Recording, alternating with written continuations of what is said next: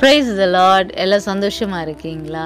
பிரியமானவர்களே, இன்றைக்கும் பெந்தெகோஸ்தே நாள் நம்ம செலிப்ரேட் பண்ணுறோம். இந்த பெந்தெகோஸ்தே நாள் அப்படின்னா என்ன அப்படின்னு பார்ப்போமானால், பெந்தெகோஸ்தே நாள் என்பது ஆண்டவராகிய இயேசு கிறிஸ்து மரித்து உயிர்த்தெழுந்த பிறகு 50வது நாளை தான் நம்ம பெந்தெகோஸ்தே நாள் என்று அழைக்கிறோம். இந்த பெந்தெகோஸ்தே நாளில் என்ன அற்புத அடையாளங்கள் நடந்தது என்று நம்ம பார்ப்போம். அப்போஸ்தல நடபடிகள் 2வது அதிகாரம் 1 4வது வசனம் வரைக்கும் உங்களுக்கு நான் வாசிக்கிறேன். பெந்தெகோஸ்தே என்னும் நாள் வந்தபோது அவர்கள் எல்லோரும் ஒருமனப்பட்டு ஓர் இடத்திலே வந்தார்கள். அப்பொழுது பலத்த காற்று அடிக்கிற முழக்கம் போல வானத்திலிருந்து சடுதியாய் ஒரு முழக்கம் உண்டாகி அவர்கள் உட்கார்ந்திருந்த வீடு முழுவதையும் நிரப்பிற்று. அல்லாமலும் அக்கினிமயமான நாவுகள் போல பிரிந்திருக்கும் நாவுகள் அவர்களுக்கு காணப்பட்டு அவர்கள் ஒவ்வொருவர் மேலும் வந்து அமர்ந்தது. அவர்கள் எல்லோரும் பரிசுத்த ஆவியினாலே நிரப்பப்பட்டு ஆவியானவர் தங்களுக்கு தந்தருளின வரத்தின்படியே வெவ்வேறு பாஷைகளிலே பேசத் தொடங்கினார்கள். பிரியமானவர்களே, இந்த 1 4 வசனங்கள் நம்ம வாசித்து பார்த்தோம்னா, இந்த பெந்தெகோஸ்தே நாள் அன்று 120 பேர் சீஷர்கள் மற்றும் ஜனங்கள் எல்லோரும் ஓர் இடத்திலே ஒரு மேல் வீட்டு அறையிலே கூடியிருந்தார்கள். அவர்கள் அங்கே கூடியிருந்த போது எப்படி அவர்கள் கூடியிருந்தார்கள் என்று பார்த்தோம் என்றால், அவர்கள் ஒருமனப்பாட்டோடு கூட கூடியிருந்தார்கள். 2வது, அவர்கள் கூடியிருந்து ஜெபம் பண்ணி கொண்டிருந்தார்கள். 3வது காரியம் நம்ம பார்த்தோம்னா, அவர்கள் ஒருமனப்பட்டு ஜெபித்த போது பரிசுத்த ஆவியின் அபிஷேகத்தை அவர்கள் பெற்றுக்கொண்டதை நம்மளால் பார்க்க முடிகிறது.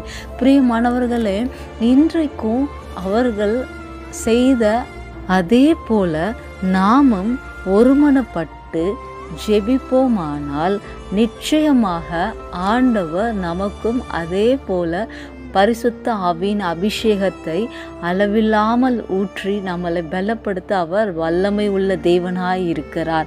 ஆம் பிரியமானவர்களே, நீங்கள் எந்த ஒரு ஊழியம் செய்து கொண்டிருந்தாலும் சரி, எந்த ஒரு இடத்துல ஒரு வேலையோ எதுவாக இருந்தாலும், ஒரு குடும்பம் ஜெபமாக இருந்தாலும், எந்த ஒரு காரியமாக இருந்தாலும், அதில் நீங்கள் ஒருமனப்பட்டு இருக்கும்போது, ஒருமனப்பட்டு ஜெபிக்கும்போது கர்த்தர் அதற்கு பதில் தர வல்லமை உள்ள தேவனாய் இருக்கிறார்.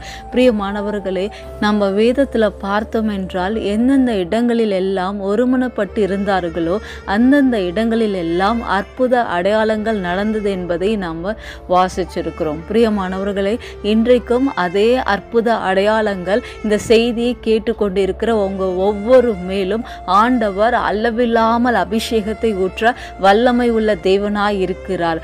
எப்பொழுது என்றால், நீங்கள் ஒருமனப்பாட்டோடு கூட இருக்கும்போது, எப்பொழுது என்றால் நீங்கள் ஒருமனப்பாட்டோடு கூட ஜெபித்து கொண்டிருக்கும் போது, எப்போது என்றால் நீங்கள் ஒருமனப்பாட்டோடு ஜெபித்து ஆண்டவர் நாமத்தை துதிக்கும் போது அளவில்லாமல் பரிசுத்த ஆவியின் அபிஷேகம் உங்களில் ஊற்றப்படுவதை நீங்கள் அறிந்து கொள்வீர்கள்.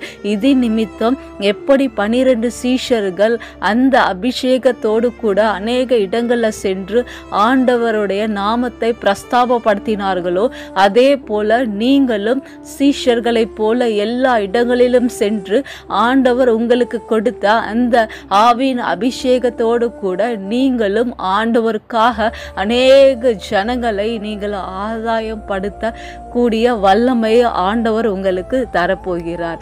நீங்கள் விசுவசிங்க, ஆண்டவர் நிச்சயமாய் ஒரு பெரிய அற்புதத்தை உங்கள் வாழ்க்கையில் இன்றைக்கு செய்ய போகிறார். This is the day of turning point in your life. This is the day you are going to shine.